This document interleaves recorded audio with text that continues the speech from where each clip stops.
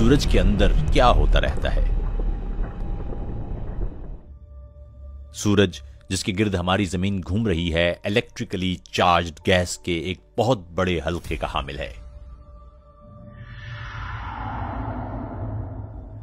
जमीन के कुतर से 100 गुना बड़ा यह सितारा निजाम शमसी के तमाम अजराम से बड़ा है और इस निजाम की मजमूई कमियत के 99% से जायद का मालिक भी।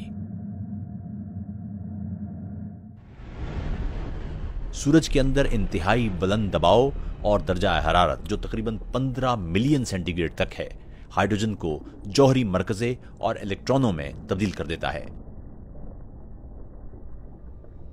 इन शदीद हालात में हाइड्रोजन का न्यूक्लियाई इतलाफ के अमल से हीलियम जैसे भारी अनासिर में तब्दील हो जाता है।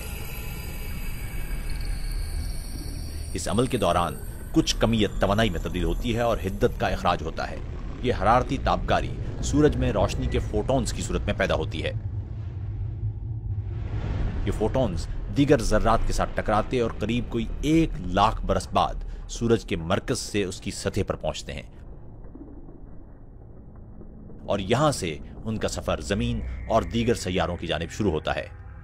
जो रोशनी आप आज देख रहे हैं, यह न्यूक्लियर फ्यूजन के नतीजे में 1 लाख साल पहले बनी थी।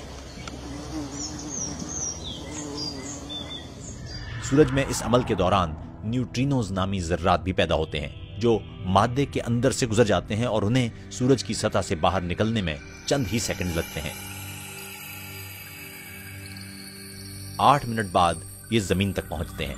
मुहक्किकीन इन जर्रात का मुतालिया खुसूसी डिटेक्टर्स की मदद से कर रहे हैं, क्योंकि इनसे सूरज के अंदर जारी मुख्तलिफ अफ़ाल से मुतालिक आगाही मिलेगी। अपने इस सितारे के मुतालिक हम अब तक जो जानते हैं वो इन न्यूट्रिनोज की बुनियाद पर है। एक वक्त आएगा जब सूरज बुझ जाएगा, इस पर मौजूद तमाम हाइड्रोजन भस्म हो जाएगी और ये फैलना शुरू हो जाएगा।